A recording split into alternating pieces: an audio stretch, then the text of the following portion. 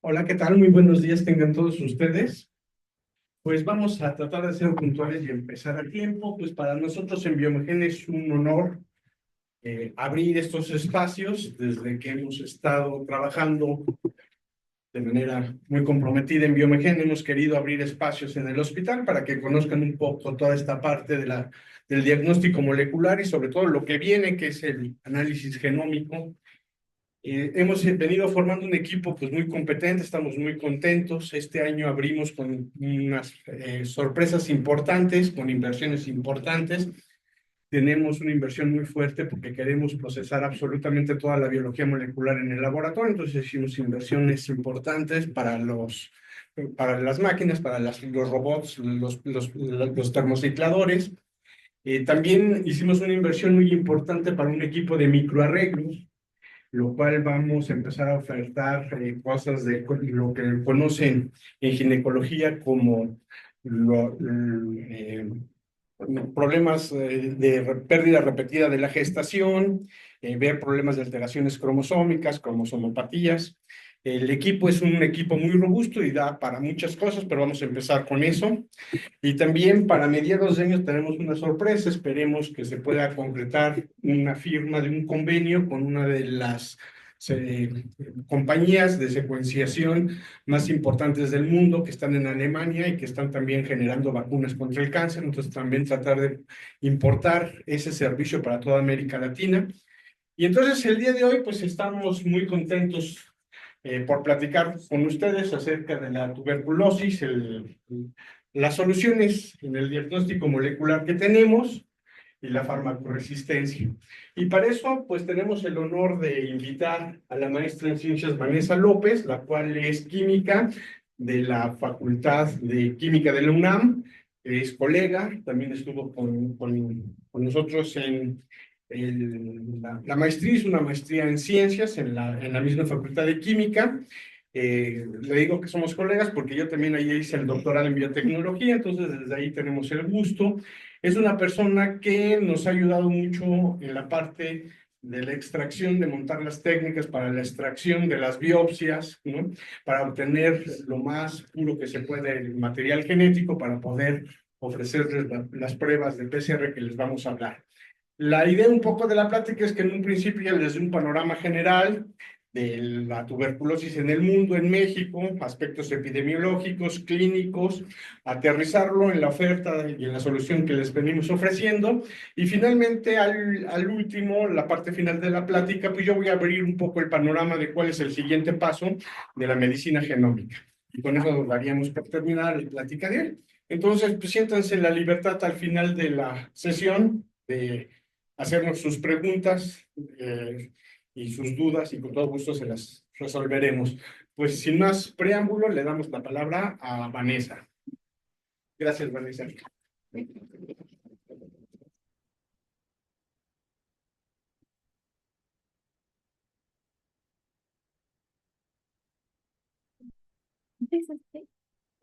No, yo les voy pasando. Ok. Se les... A ver, si gustas ponerte igual el micrófono. Este también. Sí, los dos. Perfecto. Buenos días. Muchas gracias a todos por estar aquí y regalarnos esta bella mañana. Vamos a dar inicio con la charla. Vamos primero a recordar qué es la tuberculosis y si bien recordamos cuál es el microorganismo causante de la tuberculosis, la famosa Mycobacterium tuberculosis. Esta micobacteria tiene la característica de hacer que el microorganismo, ella infecta, el microorganismo hace estos granulomas. Aquí está un breve recorrido por los mecanismos de infección. Y esta micobacteria tiene la característica de hacer estos granulomas. Entran al pulmón de personas sanas, personas inmunosuprimidas, y hacen esta forma de lesión que son granulomas. Y la transmisión casi es exclusiva de forma oral, de persona a persona, vía aerógena. Pues aquí tenemos una breve descripción de cómo son estos aerosoles infectivos. Desgraciadamente, la micobacteria tuberculosis se contagia a veces hasta hablando. Nosotros estoy seguro que tenemos o han tenido contacto con alguien con estas características.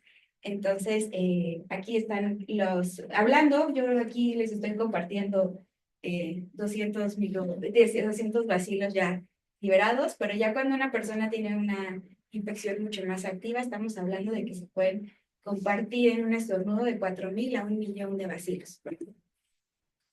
Entonces, esta es la principal vía de transmisión de esta micobacteria, personas con tos, que muchos cabemos dentro de esta categoría, y obviamente pacientes sin tratamiento. Todavía estamos muy en pañales en cuanto al diagnóstico de la tuberculosis, es sin duda un gran problema de salud. Ahorita vamos a ver algunas diapositivas, algunos casos, pero es bien complicado hacer que un paciente tenga un tratamiento asertivo y correcto. Por eso es la importancia de la salud. Cada año hay entidades que se dedican al reporte de esta enfermedad porque es un problema de salud muy grave. Y la OMS, por ejemplo, este reporte de 2024, que es el último, se puso algunas metas, algunos porcentajes que tenemos que sí o sí actuar. Ellos nos dan guías y nos dan indicativos.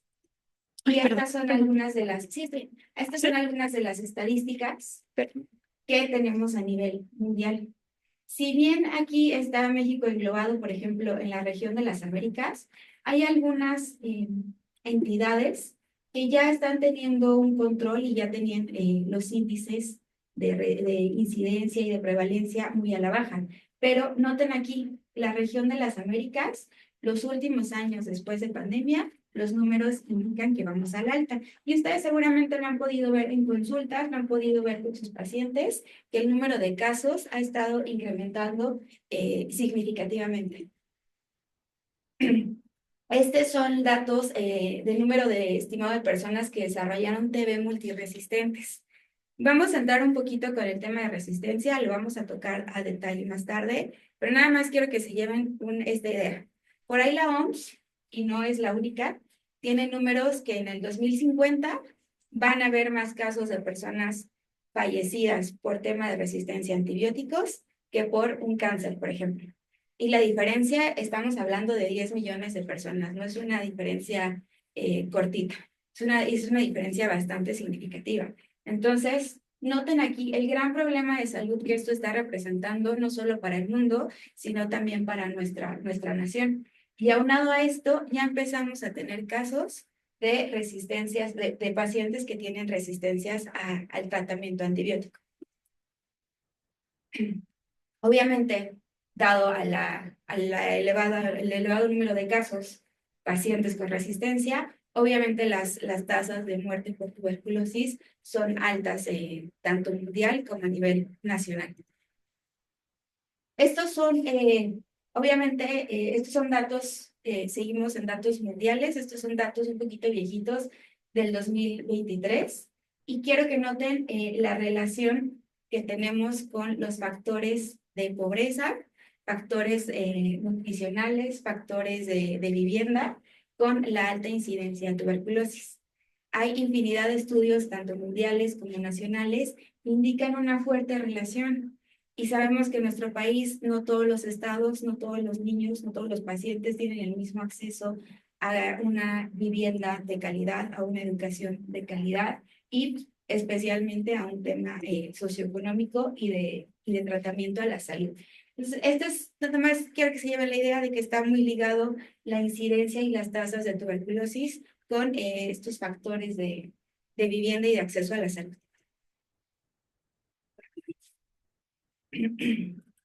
Hay artículos ya un poquito más locales que relacionan pobreza y tuberculosis en México. Pueden ustedes revisar la literatura. Me parece que el último reporte es del 2023. Y aquí liga poblaciones muy puntuales y altas incidencias de tuberculosis. No siempre por la misma micobacteria. Por eso es importante hacer el diagnóstico diferencial, sobre todo en pacientes pediátricos y neonatos. Estos son datos ya locales. Esto estamos hablando de México. Aquí las tasas de incidencia las pueden ver por estados. Noten que hay estados como Baja California, que tienen las tasas más elevadas de tuberculosis. En estos estados nosotros podemos encontrar tanto incidencias elevadas, prevalencias, y en dónde creen que vamos a encontrar la mayor cantidad de pacientes que son farmacoresistentes en este país. ¿Por qué en este estado? Porque este estado tiene un fuerte problema de tuberculosis por la migración. Aquí el contacto Estados Unidos, México, y imagínense darle tratamiento a un paciente que está en frontera. Bien complicado, ¿no? Entonces, la tasa de mortalidad obviamente va muy relacionada a los números de prevalencia e incidencia. Noten que aquí Baja California también tiene los números más elevados de mortalidad. Y a nivel pulmonar, este es un corte, ya es un poquito viejito, es del 2019, que justo fueron los reportes que se hacían antes, justo antes de pandemia, que este gap aquí importante nos va a pegar, vamos a ver más adelante por qué, pero noten aquí los números, la cantidad de casos nuevos que teníamos diagnosticados.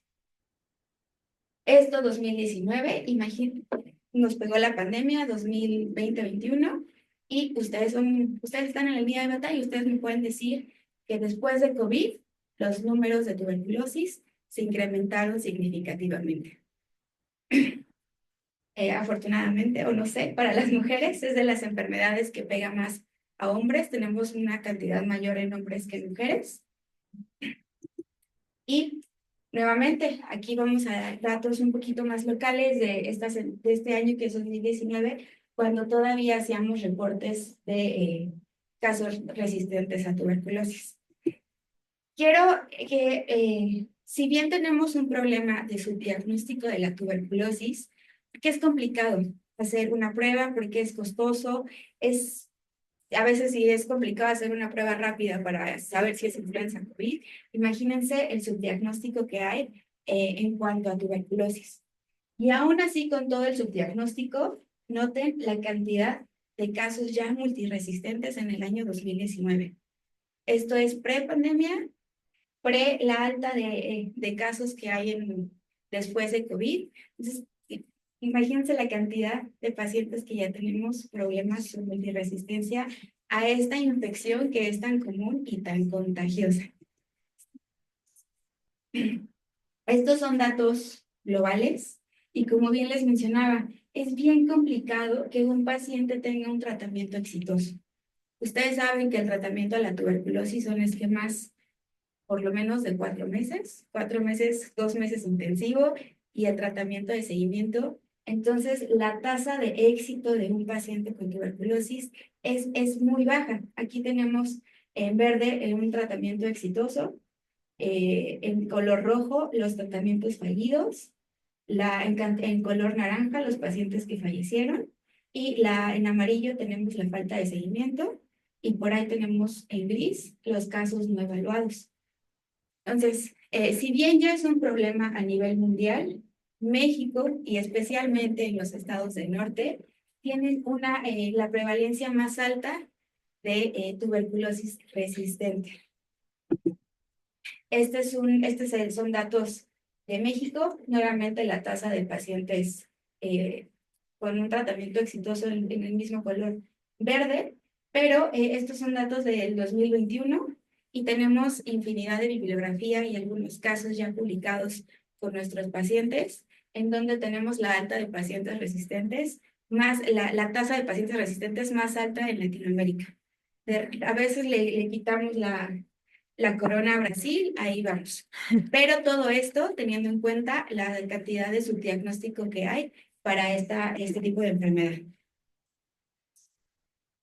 Estos son datos ya un poquito más frescos. Estas son las tasas de incidencia de la tuberculosis en el año 2022. Y como lo mencionábamos, si bien vimos en anteriores una diapositiva en la que dice que la región de América va a la alta en casos, aquí ya estamos viendo datos locales, donde nuevamente a partir de pandemia de esta enfermedad tan grave que hubo una elevada cantidad de casos en México.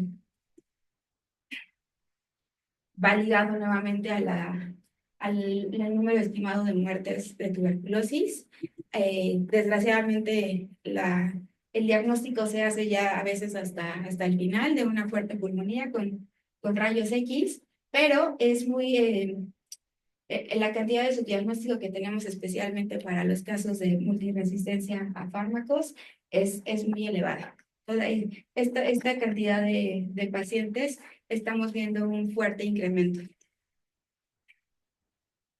Este es un estudio, este es el caso de los estados del norte, en donde aquí vemos la tasa de pacientes que ya tienen una multiresistencia a estos fármacos de tuberculosis. México tiene una tasa de 22 y estos son datos del 2000, estos son pre-pandemia. Entonces, nuevamente quiero hacer énfasis que la enfermedad provocada por esta micobacteria va a la alta, muy contagiosa, y tenemos que tratar el tema de multiresistencia de manera urgente. Normalmente se evalúa únicamente la resistencia a la rifampicina, pero ustedes conocen que el tratamiento es una serie de 4 fármacos para la batalla de tuberculosis. Entonces es importante no solamente evaluar la resistencia al principal fármaco, que es la rifampicina, sino también algunas otras como son fluoroquinolonas y sonicidas. Vamos a regresar un poquito a por qué los índices van tan al alta. Ya tuvimos un factor que fue la pandemia, que fue COVID, y justo este gap que tuvimos en donde dejamos de hacer reportes, también hubo un momento en el que dejaron de haber vacunas disponibles para los pacientes.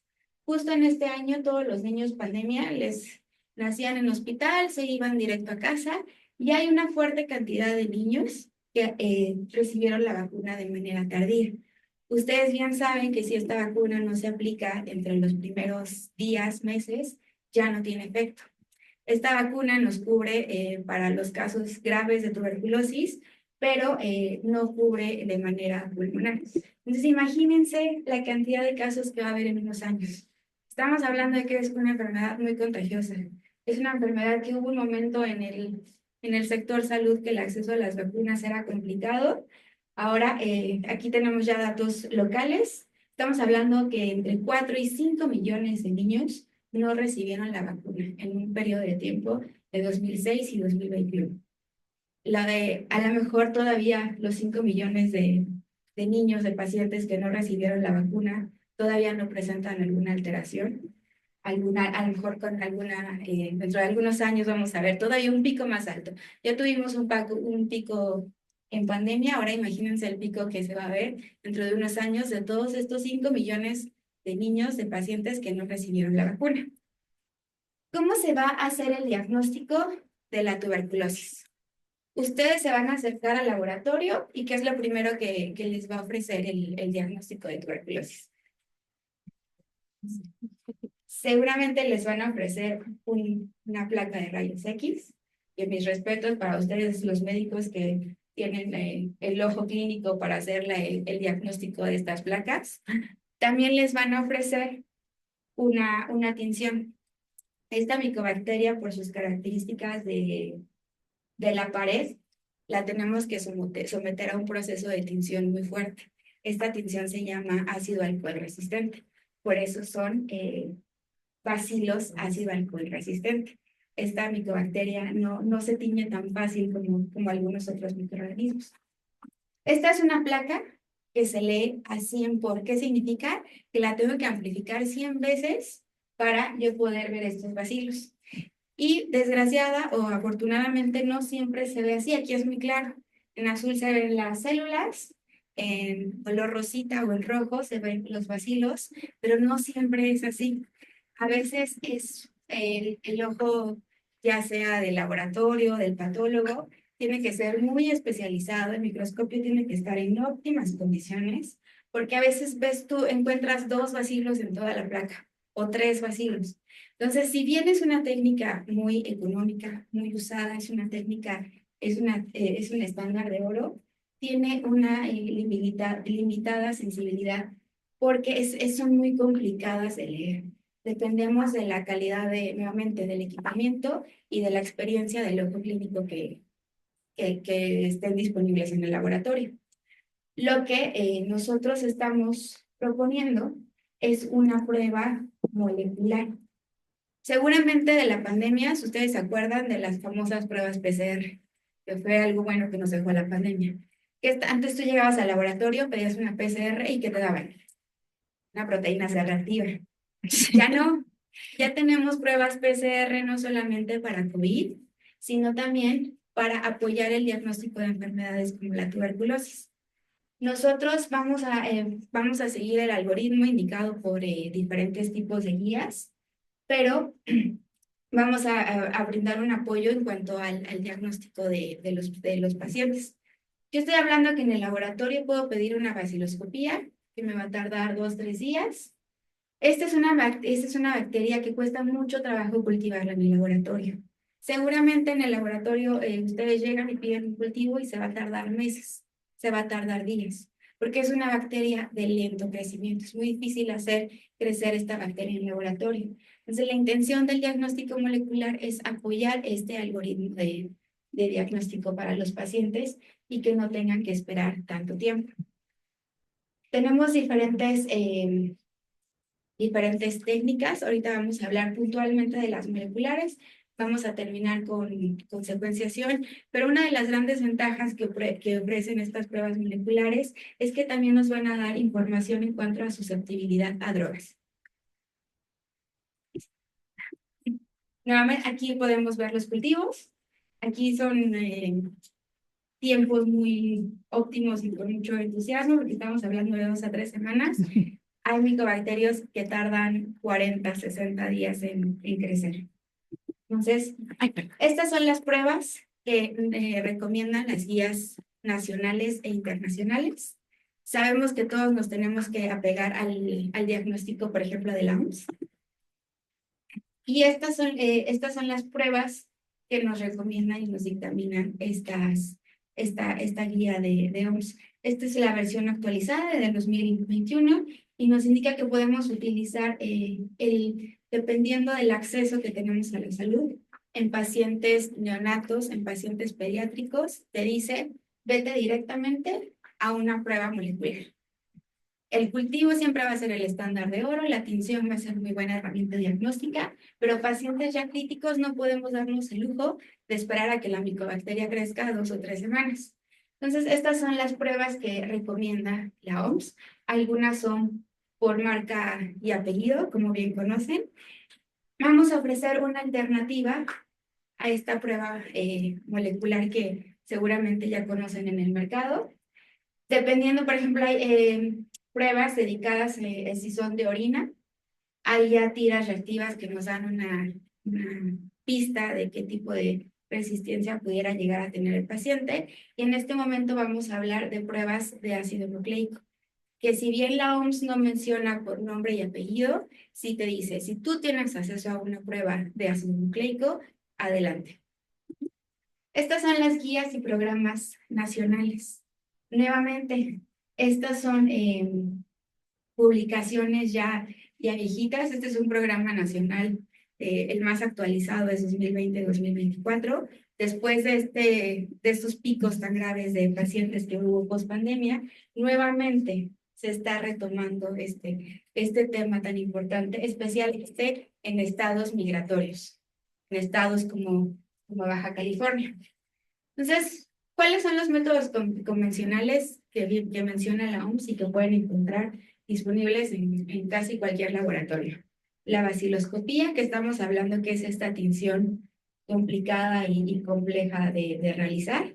Ustedes llegan con su muestra al laboratorio, les hacen una prueba de baciloscopía y les van a decir si este paciente tiene bacilos ácido alcohol resistente. No te va a decir qué tipo, no te va a decir, a lo mejor te da una pista de cuántos.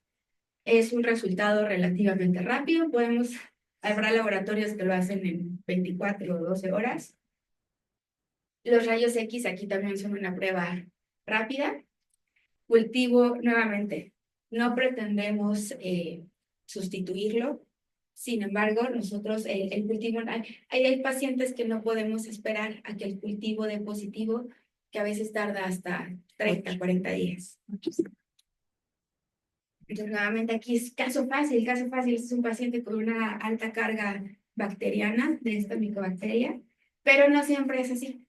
Este es un ejemplo de una tinción. Noten aquí las células ya se ven amontonadas, ya no se ve tanto del libro, pero estos son los casos que seguramente se va a encontrar en el laboratorio. Bien complicado, la sensibilidad es un tema en este tipo de prueba. Nuevamente el cultivo, dependiendo de la micobacteria, dependiendo de las condiciones del laboratorio, estos cultivos pueden tardar hasta 60 días, solamente el cultivo. Si queremos una resistencia antibiótica, tenemos que esperar otros 30, 40 días para que el laboratorio tome una pequeña colonia, la vuelva a sembrar con estos discos que conocemos de resistencia a antibióticos. Vamos, entonces, la OMS nos indica, ok, tú puedes hacer baciloscopías, tú puedes hacer cultivo, pero necesitamos también que te apoyes en pruebas moleculares para complementar este algoritmo diagnóstico. Por nombre y apellido tenemos a este pequeño equipo que es muy adecuado, por ejemplo, para una terapia intensiva, para una clínica, porque es un equipo que funciona con cartuchos y te da el resultado en 40 minutos de una muestra. Estos tipos de cartuchos o de equipos están validados generalmente únicamente en un tipo de muestra, que seguramente es esputo. Nuevamente, por nombre y apellido, tenemos este equipo también son equipos point of care, son equipos portátiles que están adecuados para una terapia, para una sesión de urgencias. Por ejemplo, es un ensayo fluorescente. Aquí es una prueba rápida que te da un resultado en 30, 40 minutos.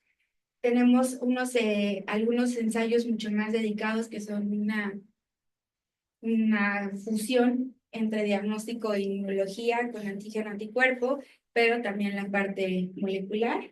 Y tenemos ensayos dedicados a orina. ¿Qué es lo que tiene el laboratorio Biomegen actualmente? Tiene una prueba molecular con la sensibilidad de una prueba PCR.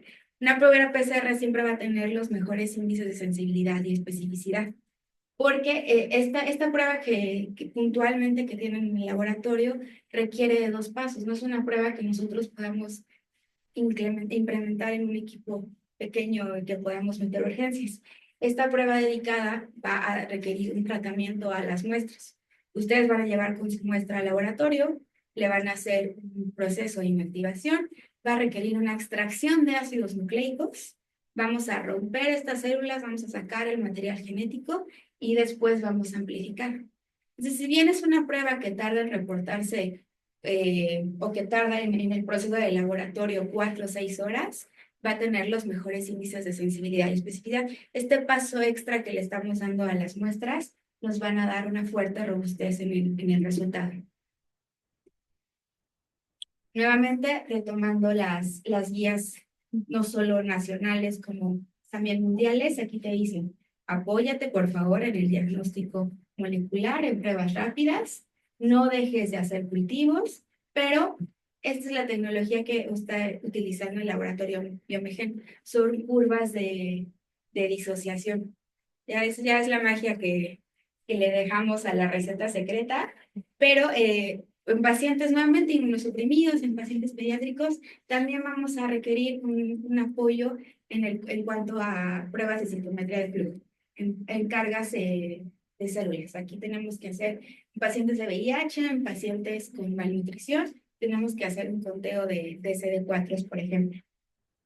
Entonces, esta prueba que tiene el laboratorio ha tenido muy buen desempeño a nivel mundial y a nivel local, con unos altos índices de sensibilidad y especificidad. Aquí vamos a tener, por ejemplo, este ensayo detectó 468 muestras que habían dado positivas por cultivo, pero negativas en un ensayo en una prueba rápida. Entonces, hacer este paso extra que está haciendo el laboratorio Biomegen le va a dar una fuerte robustez en el resultado y nos va a permitir detectar mayor cantidad de pacientes positivos. Este es el tipo de kit que está implementado actualmente por el laboratorio Biomegen. Este kit en una sola muestra me va a dar si es un resultado con Mycobacteria tuberculoso positivo y además me puede dar la resistencia a los principales antibióticos para el tratamiento de la tuberculosis. Me va a dar 7 diferentes tipos de mutaciones relacionados a la resistencia a isoniazida, a la rifampicina, y también va a tocar algunos fármacos que nosotros llamamos, que son de resistencia extremadamente resistentes. Si bien aquí la mayoría de pacientes que tienen resistencia la van a tener en una isoniazida rifampicina, también nosotros tenemos la capacidad de reportar resistencias a las fluoroquinolonas. Este es un kit que está evaluado por el INDRE. Sabemos que este tipo de infecciones que son tan graves que se reportan a nivel del sector salud tienen que tener sí o sí una validación, así como COVID lo tuvo en su momento. Esta prueba es, ya tiene la validación por el INDRE. Esta kit recibió la noticia en los últimos meses del año pasado, entonces el laboratorio Biomegen la implementó de manera inmediata. Entonces, lo que pretendemos hacer con este tipo de pruebas es apoyar el algoritmo diagnóstico. Nuevamente, no pretendemos sustituir cultivo o sustituir una vaciloscopía. Sin embargo, nosotros vamos a apoyar el diagnóstico, especialmente en pacientes que no pueden esperar 40, 30 días a que se haga a que crezca la micobacteria. Ya más de 40 países están utilizando un algoritmo que es que tienen un fuerte apoyo y confianza en el diagnóstico molecular para optimizar el tratamiento a los pacientes. Ya más de 40 países están utilizando este tipo de resultados. Y aquí quiero hacer énfasis en que no solo vamos a, o sea, yo te voy a decir que tu paciente tiene resistencia a la rifampicina, no solo por 1 o por 2 cambios. Este kit es capaz de detectar hasta 18 mutaciones. Son las mutaciones más frecuentes reportadas a nivel global. Y este kit también está validado para diferentes matrices de muestras. Esta es una gran ventaja que tiene en comparación a otras tecnologías, porque ustedes pueden llevar al laboratorio no solamente el esputo, sino pueden llevar lavado bronquial, pueden llevar biopsias, pueden llevar el cultivo, y de una sola muestra ustedes van a obtener todos estos resultados. Nuevamente, noten el límite de detección 20 copias. A veces el hacer este paso de extracción de ácidos nucleicos y romper las células me va a dar la capacidad de detectar que 20 copias son un estornudo a lo mejor. ¿Recuerdan cuántos bacilos nosotros contagiamos a toser? Puede ser hasta 1 millón. Yo voy a detectar 20, necesito 20 para tener un resultado positivo. Y nuevamente, si no estamos con nombre y apellido en las guías mundiales, nosotros, este kit tiene un fuerte apoyo bibliográfico, un sinfín de estudios comparativos, en donde tenemos resultados muy similares, incluso a superiores a la tecnología que está recomendada por la OMS. La OMS te recomienda pruebas de ácido nucleico, pero nosotros estamos con muy buenos resultados en cuanto al que sí viene mencionado por nombre y apellido, y el tiempo de proceso es muy similar. Nuevamente, este es un ensayo comparativo, por ejemplo, con el cultivo.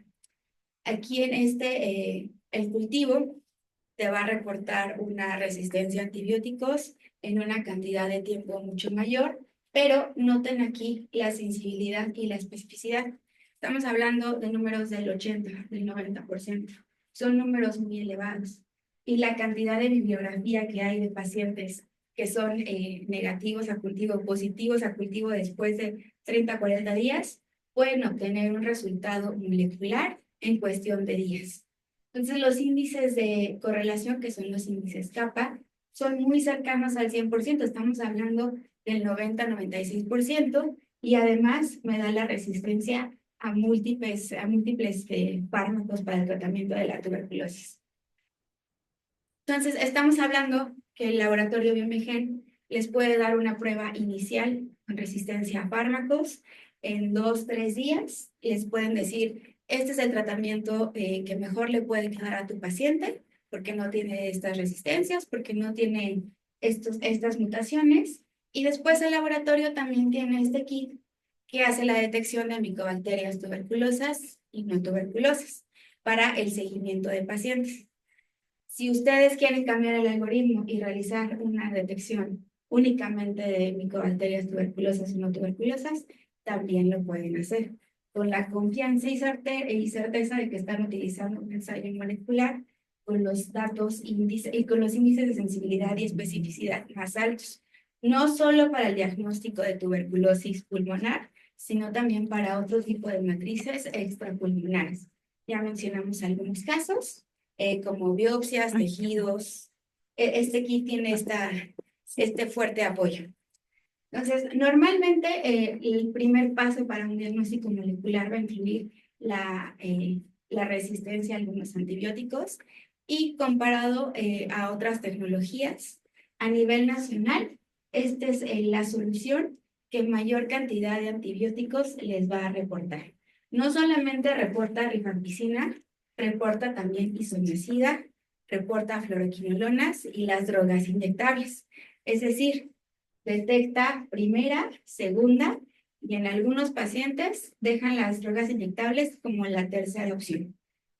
Yo le puedo decir a un paciente desde el primer inicio, este va a ser el tratamiento para ti. Y no me voy a dar cuenta que el tratamiento falló, el tratamiento no sirvió 4 o 6 meses después.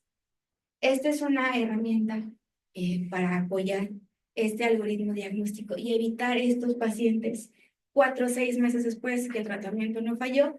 Este tipo de soluciones te dice, este es el tratamiento que mejor le puede quedar a tu paciente. Este tipo de ensayos ya son automatizados, la mínima cantidad de manipulación, tanto para los usuarios, para los laboratoristas. Sabemos que esta es una enfermedad muy contagiosa, entonces la solución está completamente automatizada, y para que tengan también ustedes como médicos la certeza de que les están dando un resultado completamente real. Y nuevamente el tiempo a lo mejor de proceso no es el de 40 minutos que ofrecen algunas tecnologías, es un poquito más largo, pero tenemos la ventaja de que podemos, el laboratorio puede correr desde un paciente hasta 40-90 pacientes en una sola corrida, a diferencia que de algunas otras tecnologías. Nuevamente, es bien importante mantenernos al día con la evolución de los patógenos. Por ahí hay algunos datos que los primeros, en datos, por ejemplo, decidieron en diferentes exploraciones arqueológicas ver qué tipo de infecciones provocaban la muerte de estas personas. En Egipto, por ejemplo, se encontraron trazas de que ya había pacientes con tuberculosis. Entonces, es una bacteria que ha estado evolucionando a lo largo del tiempo, y nuestra tarea como profesionistas de la salud es evolucionar tanto en técnicas como en conocimientos y cursos para ofrecerle al paciente la mejor solución. Hagan uso de estas herramientas moleculares para el apoyo de pacientes. Y las primeras pruebas moleculares, por ejemplo, fueron en el año 2010. La OMS empezó a recomendar su uso unos 5 o 6 años después, y el doctor les va a terminar de hablar de qué es el paso siguiente. Si bien el diagnóstico molecular es una solución ya establecida, ya recomendada por la OMS, todavía tenemos tenemos unas herramientas que todavía tenemos que explorar.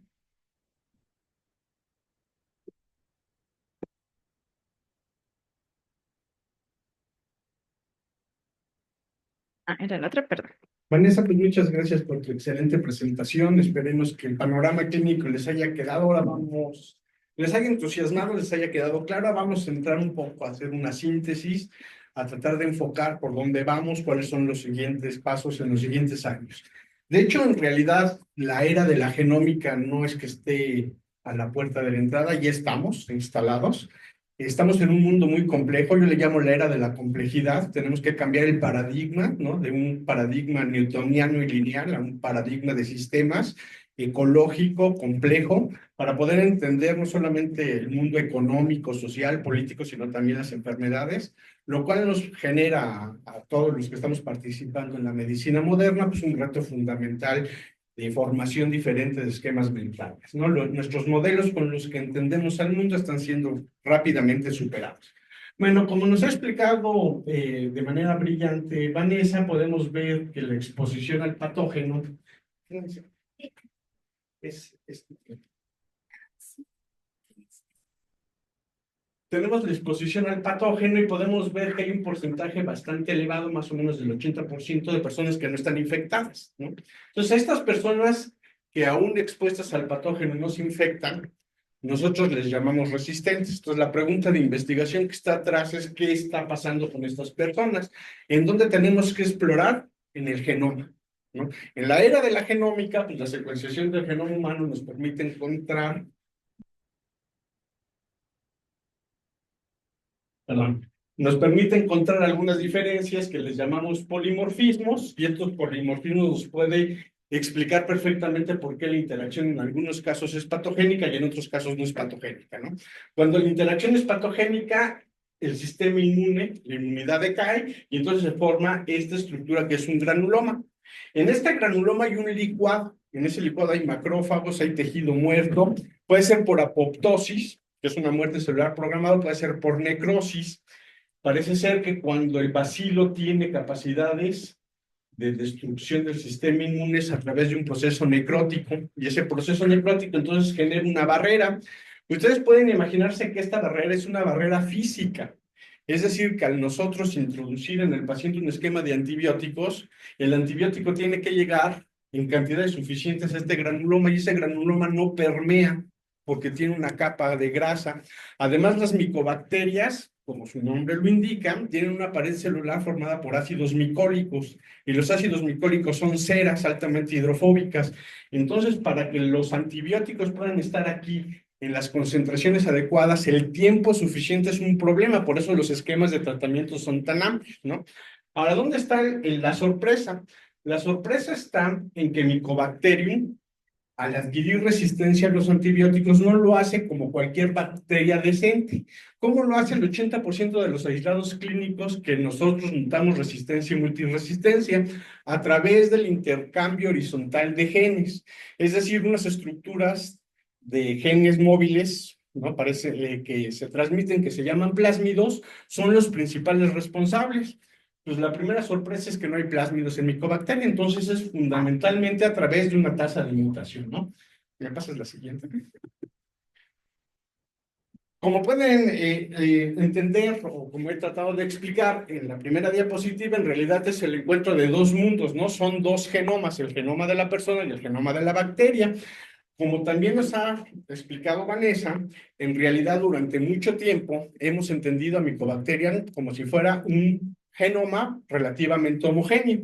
¿Qué es lo que estamos haciendo en todos los casos que hicimos con COVID de manera muy rápida y que hemos hecho con todos los agentes patógenos en un mundo que le podríamos llamar el planeta patógeno, ¿no?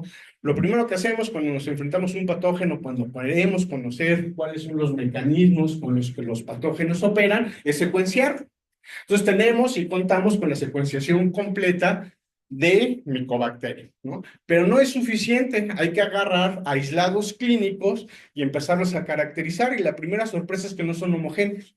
Se han encontrado 9 linajes, cada linaje con varios sublinajes, y cada sublinaje con varios clados y así sucesivamente. Hagan de cuenta que nosotros somos Mycobacteria, nos ven, agarran y dicen, bueno, pues esto tiene ciertas características físicas, pues nos vamos a clasificar en este grupo, y en la medida que vamos teniendo herramientas, nos vamos dando cuenta que nos podemos dividir en 9 subgrupos, pero luego cada subgrupo en subgrupos, de tal manera que tenemos una heterogeneidad tremenda, extremadamente compleja, Y la pregunta entonces es si todos los linajes son igual de infecciosos.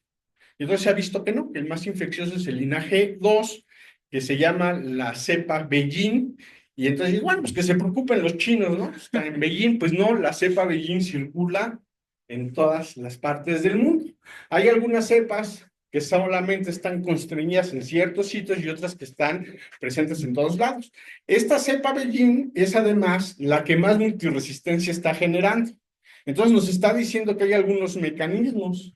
Vean cómo la resistencia a los antibióticos o las resistencias a las drogas de tuberculosis es un proceso evolutivo, ¿no?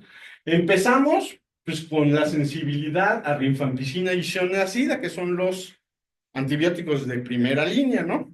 La bacteria se hizo resistente, no adquirió genes de resistencia porque no hay plásmidos. Se debe estrictamente a la tasa de mutación de la bacteria en el granuloma, de tal manera que hay mecanismos moleculares que no dependen solamente de la bacteria, también dependen del hospedero. Y entonces aparecen resistencia a estos dos fármacos. Pues vamos entonces a usar un fármaco distinto. A estas dos le llamamos TBMDR, ¿no? De multiresistente. Pues hay que buscar otro fármaco. ¿Cuáles son estos otros fármacos? Los fluoroquinolonas, ¿no? Entonces, con el paso del tiempo, vuelve a haber un tren de mutación, vuelve a afectarse, a recombinarse, a generar cambios en el genoma completo de la micobacteria. ¿Y qué aparece? Pues la XDR, ¿no? La super bacteria, ¿no? La extremadamente multiresistente. Ya es resistente a todo. Entonces hay que generar los fármacos inyectables, ¿no? ¿Cuál es el siguiente paso? Pues el soplete, ¿no? Porque nos estamos quedando sin un acervo importante de antibióticos y tenemos datos genómicos suficientes para saber que el tren de mutación que tiene la bacteria explora el espacio de secuencia suficiente para que aparezcan resistencias a lo que nosotros podamos diseñar. Es una guerra entre las bacterias y nosotros. Es información, nosotros tenemos información genómica, sabemos cuál es la tasa de mutación, pero la bacteria también responde a lo mismo. Por lo tanto, hagamos lo que hagamos, nos vamos a quedar con un problema de resistencia a los antibióticos. Nos vamos a enfrentar a un problema de multiresistencia en algún momento. Entonces hay que echarle encima a la bacteria pues, herramientas de la genómica funcional, les llamamos herramientas ómicas, para tratar de entender si hay algún punto en donde podamos intervenir de una manera diferente y poder mediar la infección, ¿no? Que en principio sí lo tenemos porque sabemos que el 90% de las personas, 80% de las personas que se infectan son resistentes. O sea, ahí hay algún mecanismo molecular que está mediando la respuesta inmune.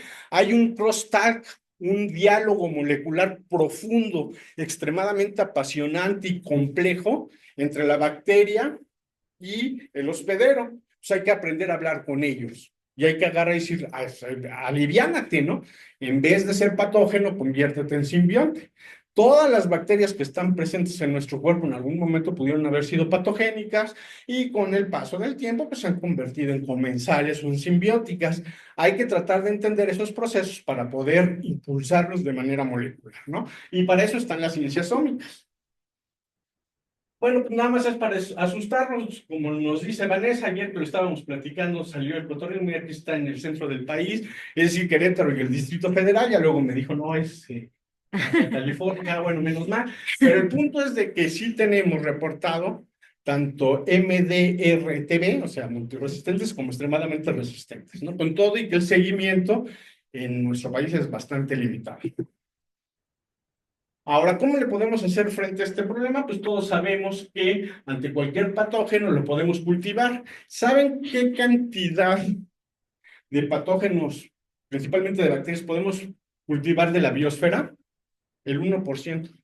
O sea que hay que darle gracias a Dios que podemos cultivar a Mycobacterium, ¿no? O sea, cuesta trabajo, es de crecimiento lento, a veces no se le pega la gana crecer, pero qué bueno que la podemos cultivar porque el 99% de los patógenos de la biosfera no los podemos cultivar. Entonces, ¿qué podemos hacer? Bueno, no los podemos cultivar, pero todo patógeno decente tiene ácidos nucleicos. Y entonces, en el ecosistema microbiano, a alguien se le ocurrió, pues vamos a agarrar con las poderosas técnicas de secuenciación de siguiente generación, que es una revolución, que se están abaratando, que están colapsando los mercados, se está bajando de precio. Vamos a agarrar una muestra de donde sea, 1 mililitro de agua de mar, con un hisopo, una plantita, un poquito de tierra y un cultivo, y vamos a ver a través de la secuenciación qué tipo de microorganismos hay, ¿no? Lo hicieron, agarraron 1 mililitro de agua de mar, 1 por 10 a la 17 partículas virales. Nos equivocamos de nombre. Planeta Tierra debió de haberse llamado planeta virus o planeta bacteria. Es impresionante la mega diversidad de agentes, bueno, de agentes microbianos que hay. Afortunadamente el 1% es patógeno, o menos de esa cantidad, ¿no? Es una cantidad insignificante, pero los puedo detectar. Entonces, si los puedo detectar en un microambiente, en un ambiente ecológico, los puedo detectar en el cuerpo. A esta parte se le llama amplicón, y lo que hacemos es una secuenciación principalmente de unas regiones que son estas, que son de los ribosomas, 16S y 18S, que están fuertemente convalidadas por la ciencia y han servido de relojes moleculares, y toda la taxonomía de todos los microorganismos en el planeta Tierra se han hecho con estas 3 secuencias. Por lo tanto, puedo, con una manera muy precisa, si secuencio, no estoy amplificando, no es PCR, es agarro y conozco la información de esta región, yo puedo hacer una taxonomía precisa. Leyendo a la literatura científica, de repente dicen los artículos, no es suficiente, y agarro y digo, chis, ¿cómo que no es suficiente? Pues están llegando especies, ¿no? Pues no es suficiente porque hay especies que son resistentes y otras que no lo son, y hay unas que son patogénicas y otras que no lo son.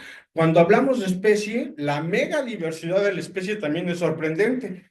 Hay Helicobacter pylori, que tiene un factor que está codificado por un par de genes, que produce una proteína que es proinflamatoria y produce úlcera y cáncer. Y hay un Helicobacter pylori que no, y son la misma especie. Entonces, estas técnicas, si yo las amplío y las robustezco, y ahora no amplifico esta región, sino simplemente agarro y me pongo a secuenciar, herramienta que se llama metagenómica, o sea, lo que se me atraviese meta más allá del genoma, ¿no? Lo que sea, yo lo puedo secuenciar, y por medio de técnicas de bioinformática puedo resolver a nivel taxonómico. Y no solamente a nivel taxonómico, pues me puedo encontrar con todos los genes de resistencia. Entonces yo le llamo a eso en una base de datos el resistoma, y los tengo reportados, y puedo saber cuando una bacteria tiene un gen de resistencia y cuando no lo tiene, ¿no? Entonces hacia allá vamos, nos estamos moviendo del cultivo hacia la amplificación de ácidos nucleicos. Vean cómo en la presentación de Vanessa me encanta la parte, ¿cuál es la clave de la PCR? Bueno, el GeneXpert no es lo suficientemente poderoso porque agarramos el casetcito, lo metemos y no estamos concentrando la muestra de ADN, pero nosotros en el laboratorio purificamos, hacemos que la concentración de ADN aumente, y aumenta inmediatamente la especificidad y la sensibilidad, ¿no? Ahora, ¿cuál es el siguiente paso? Vamos a secuenciar, ¿no? Todo el mundo está muy entusiasmado, vamos a hacer un secuenciadero, pero todavía sigue siendo un proceso técnicamente muy sofisticado y caro. No lo hemos logrado democratizar. El hecho de que se haya terminado la secuencia del genoma humano nos dice que hemos podido abaratar el proceso, pero democratizarlo y hacerlo extensivo a nivel público, incluso privado, es otra cosa, ¿ok? Lo mismo podemos hacer con el genoma de los virus, le llamamos viroma, y también finalmente, pues si no purifico DNA, purifico RNA mensajero, y por medio de una enzimita maravillosa que se llama la reverso transcriptasa, agarro y produzco DNA, y a esto le llamo el transcriptoma, ¿no? Entonces, son herramientas simplemente. Déjenme tratar de aterrizar esto para hacerlo un poquito más claro. Ya falta. ¿Me pasa el siguiente, por favor? Bueno, nosotros en el laboratorio, buscando soluciones en el mundo, también tenemos una prueba basada en metagenómica a través de la amplificación de estas regiones. que se llama efecto Biomegen. ¿Qué ventajas tiene? Pues en primer lugar, detecta y cuantifica, al igual que nuestra PCR. La PCR que ofrecemos, las curvas estas son de PCR tiempo real y nos permite la cuantificación, que es otra ventaja muy importante con respecto a la otra. Luego, puede ser cualquier agente infeccioso.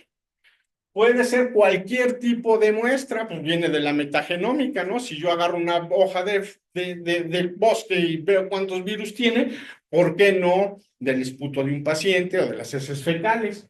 Evita también el uso indiscriminado de antibióticos, pues tengo la base de datos cada día creciendo y reforzada del resistoma, entonces puedo conocer, pues, qué genes de resistencia tiene esa bacteria. Y por último, pues se basa también en una amplificación de estas regiones, no es metagenómica pura, es un híbrido, la amplificación de las regiones de los ribosomas para hacer la taxonomía precisa del bicho, ¿no? Entonces, una prueba de este tipo nos trae sabores amargos y dulces, ¿no? Le hemos salvado la vida a pacientes. Nos llegan y dicen, miren, yo no tengo la menor idea de qué hay ahí, pero tengo un montón de evidencia clínica. Por favor, que quede claro para todos los jóvenes que se están formando. Clínica mata carita. El criterio es clínico, no es... Estas son pruebas como siempre, auxiliares. Si ustedes están sospechando de que ahí hay un agente infeccioso, hay un agente infeccioso. Entonces, no hemos dado, no lo podemos cultivar, no sabemos. Hemos hecho la prueba y nos han salido virus, por ejemplo, ¿no? Entonces le estaban dando un tratamiento de antibiótico para una meningitis y era viral, herpes, por ejemplo, ¿no? Entonces es un sabor dulce, ¿no? Hemos podido resolver problemas. Por otro lado, también es amargo, porque se imaginan la proeza técnica del asunto, nos llevan una muestra, yo no sé cómo se hizo la biopsia, no tengo muy claro cómo se hizo el bloque de parafina, tenemos la técnica para desparafinar, ¿no? No sabemos muy bien de dónde viene, nos dicen, yo sospecho de Mycobacterium, una TB, amplificamos, ponemos ondas para amplificar la región 16S de las micobacterias y sale negativo, ¿no? Y ya luego agarran y me reportan a las 3 semanas, oiga, es que su prueba no sirve porque el cultivo salió positivo, ¿no? Pues no es que no sirva, sino es que es una técnica tan poderosa que al momento de tratar de buscar en un océano tan amplio de posibilidades, pues probablemente se inhibió el crecimiento de la amplificación de la región 16S de las micobacterias porque están compitiendo contra millones de microorganismos que estamos tratando de identificar. Entonces se dan cuenta cómo las pruebas tienen ventajas y desventajas. No existe la prueba diagnóstica ideal. ¿Ok?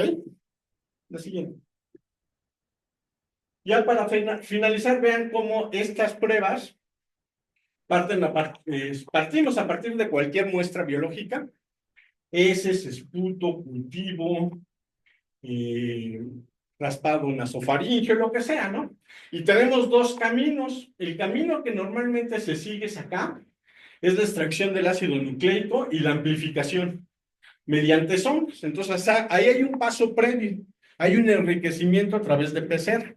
Si el médico me dice, mira, yo sospecho que aquí hay una micobacteria, ¿es atípica o es una micobacteria tuberculosa? No sé, bueno, pues le meto las ondas de las dos y entonces le buscamos, ¿no? Hacemos la librería, este paso es magia. Hacemos la secuenciación, magia por 10, ¿no? Hacemos la interpretación de la secuenciación, magia por 100, ya es un proceso bioinformático, pero podemos llegar al reino, a la especie de la bacteria, a ver si hay genes de resistencia, patrones de expresión, bla, bla, bla, ¿no?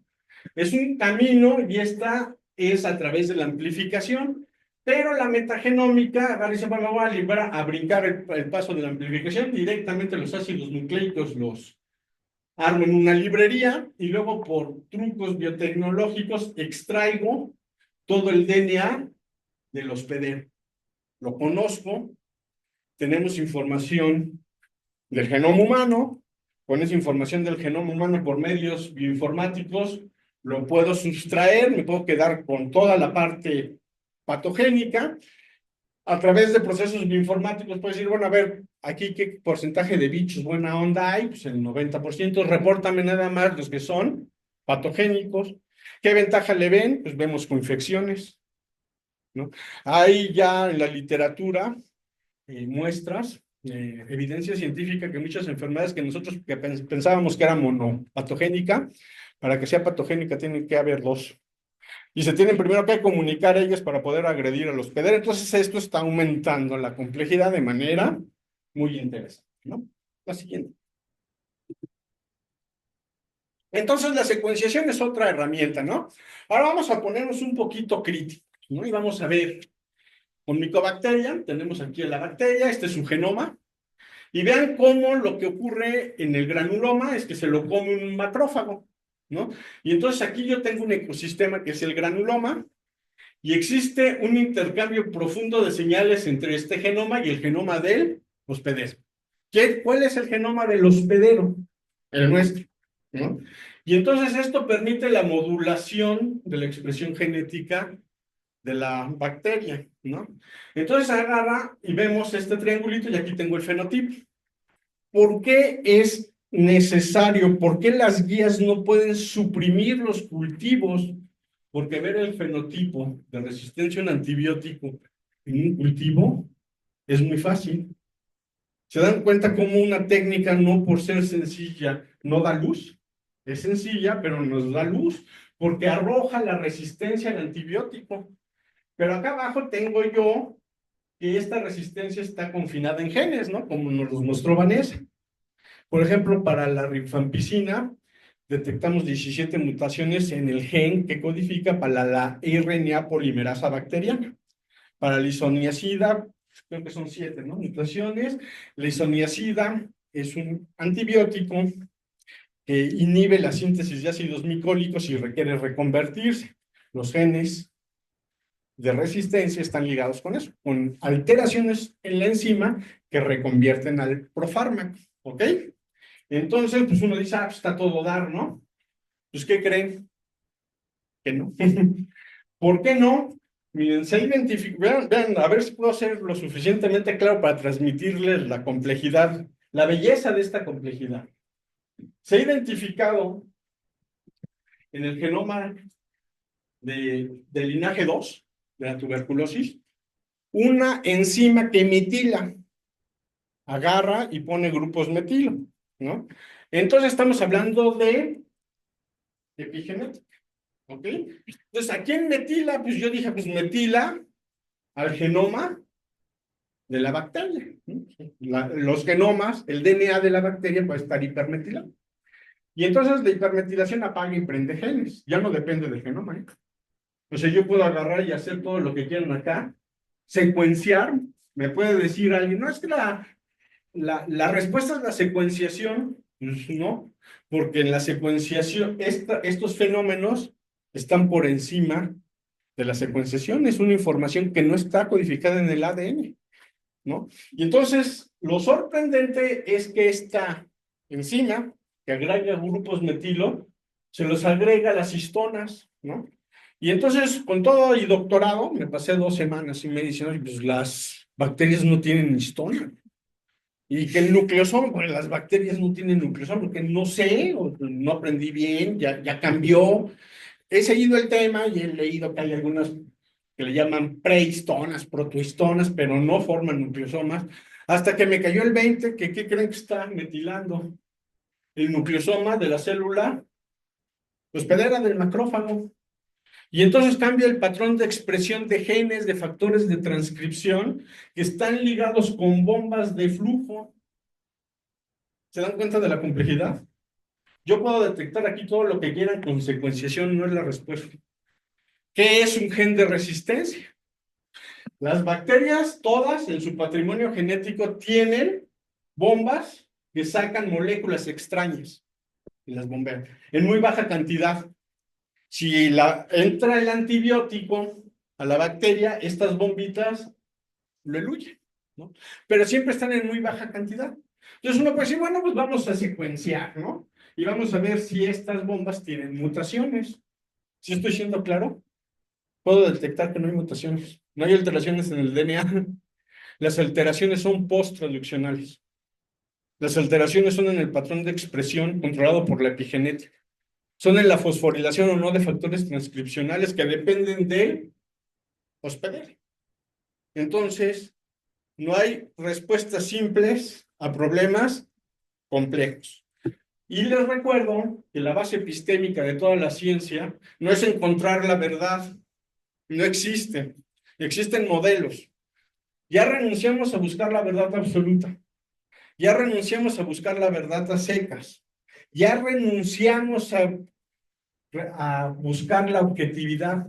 Ahora hablamos de una objetividad intersubjetiva, es decir, un consenso de pares que está analizando la evidencia de manera plural e integradora. ¿Por qué necesitamos los cultivos? Porque por más simples que sean, vayan que arrojan luz al problema. Aquí está nuestra micobacteria.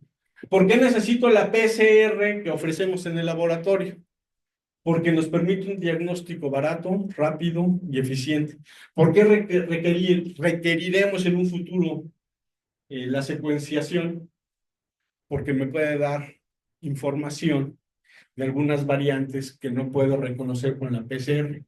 Y posteriormente, ¿qué vendrá? Pues algunas técnicas que me permitan identificar marcadores precisos epigenéticos, ¿no? ¿En cuánto tiempo? Pues a lo mejor en 50 años, ¿no? Están promete y promete, que ahí viene, yo no lo veo llegar, ¿no?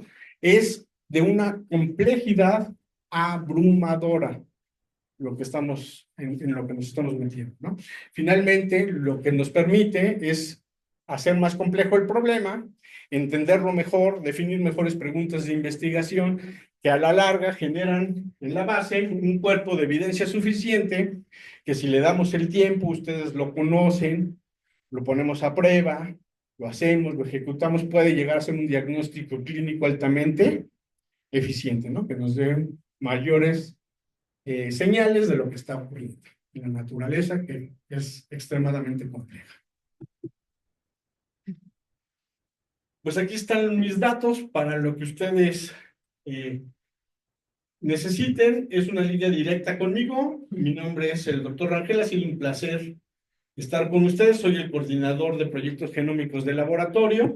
Este que ven aquí es mi teléfono directo. Estos son los datos del laboratorio. Esa es la siguiente. Y los invitamos también a que nos sigan en las redes sociales. Tenemos un esfuerzo bastante divertido. Es una serie de 6 capítulos de toda esta problemática de la multiresistencia bacteriana a los antibióticos. Ahí sí tratamos problemas con plásmidos y cuáles son los mecanismos de transferencia horizontal, qué tipo de elementos genéticos son los móviles, cuál es el impacto clínico.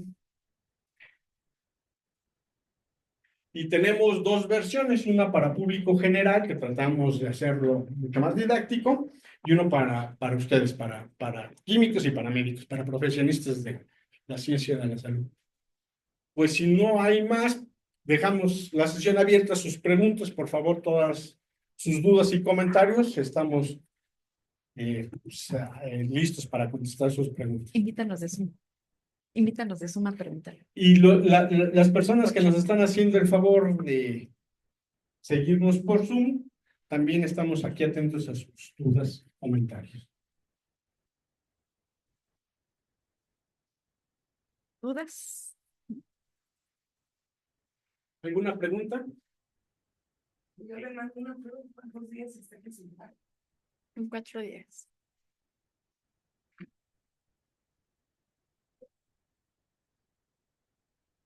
Ay, no El escucho. precio.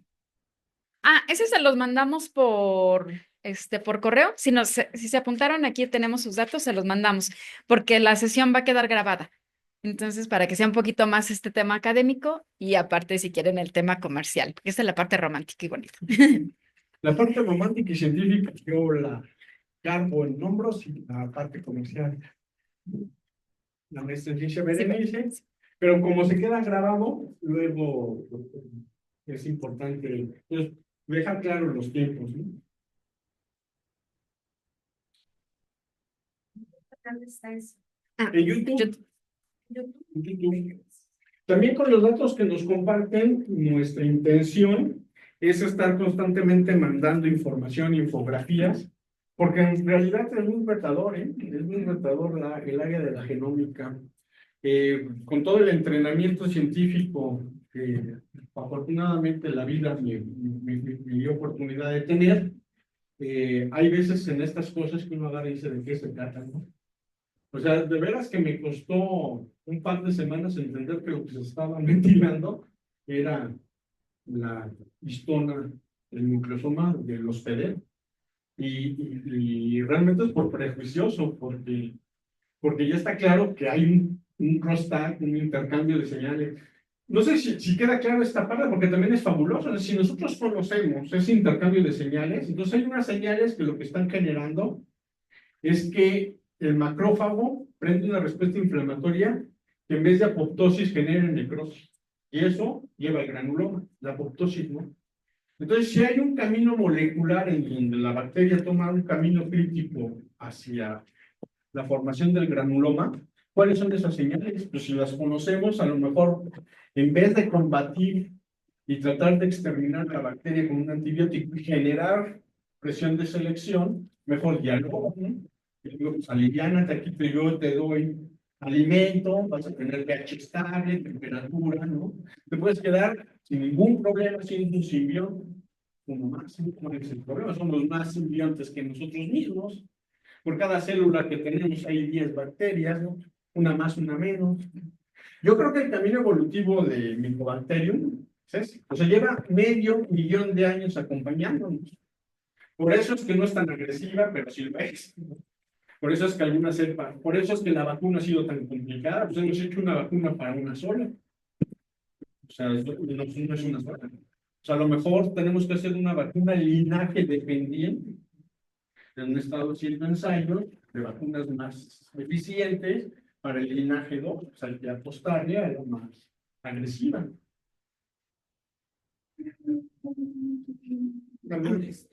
Con respecto a cuántos procesos. El equipo son 90. 90, ¿no? 94. 90. Bueno, metemos controles y, ¿no? Mira, muchas de las cosas que hacemos, el costo, el tiempo de entrega, depende estrictamente de que esto se conozca y se pluralice. O sea, el último paso de la medicina genómica, para hablar de secuenciación, tiene dos componentes. El primero es que todavía técnicamente podemos dar un pequeño bajón y generar un precio mucho más barato. De 30 millones de dólares que costó el proyecto Genoma Humano, ahorita nosotros ofrecemos secuenciación de genoma completo por 30,000 pesos. Nada más dense cuenta, la caída es estrepitosa y todavía se puede abaratar a la mitad, ¿no? Y ahí vienen las tecnologías, es un problema de ingeniería.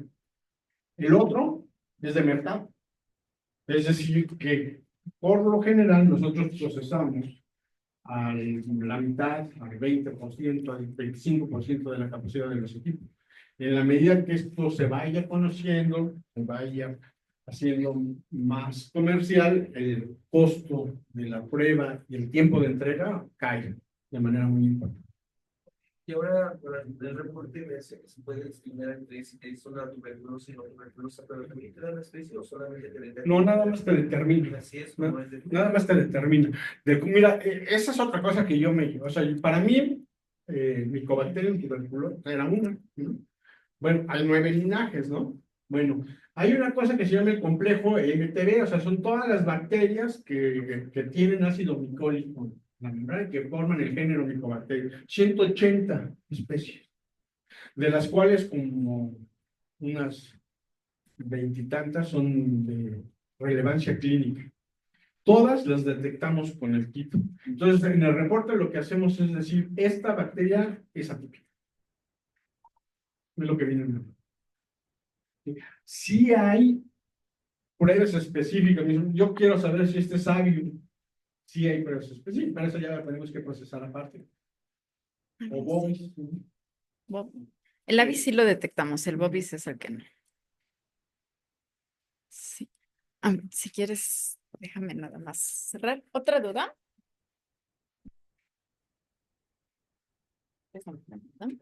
Sí. ¿En Zoom? Sí, en Zoom había una que nos comentaban si la técnica puede realizarse en tejido incluida en parafina, y comentábamos que sí, porque puede ser lavado bronquial, puede ser desparafinación, prácticamente pues en todo, ¿no?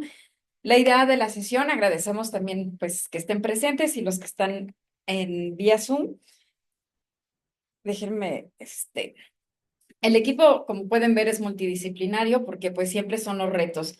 Lo que siempre les invitamos es que pues nos compartan también sus necesidades, porque como bien dice el doctor, a veces la clínica pues es más compleja y nosotros pues no nada más podemos estar jugando con las pipetas si no tiene sentido clínico.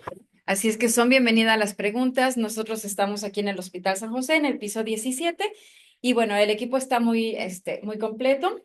También, si quieres pasar tantito aquí, la coordinadora de procesos es también un pilar importante en el laboratorio, que es la química Aranza. Ella también nos puede apoyar tanto en tiempos de entrega, o sea, va a corretearnos a todos en el laboratorio, pero es importante que se sepan, que el doctor, toda la parte técnica que quieran y que necesiten, estamos a sus órdenes. Y la química en la parte de tiempos de entrega, de la muestra, de algo que sea importante. Luego entendemos que son pacientes que pueden estar en terapia intensiva y que se requiere pues de un procesamiento un poquito más urgente. Si bien ya nos comentaron que es muy rápido, nosotros tenemos que acumular ciertos números de procesos para poderlos meter. Como bien dicen, igual con COVID empezamos con poquito y después con mucho. ¿Qué ventajas tiene entregar más rápido y que el costo del paciente pues sea mucho más barato? Así que estas tecnologías son muy importantes actualmente, pero igual, como dice el doctor, la parte clínica pues sigue estando. Y la ventaja de que ya está aprobado por el INDRE, pues es una ventaja más para ustedes como médicos para poder hacer algo emergente, pues a este problema de multiresistencia que pues es muy importante pensar los antibióticos o ya los medicamentos de otra manera. Les agradecemos. De todos modos, si tuvieran alguna duda, estamos aquí a sus órdenes, ya sea a través del doctor o directamente en el laboratorio. Ok, pues muchas gracias por su presencia, chicos, y gracias al doctor y también gracias de nuestra parte.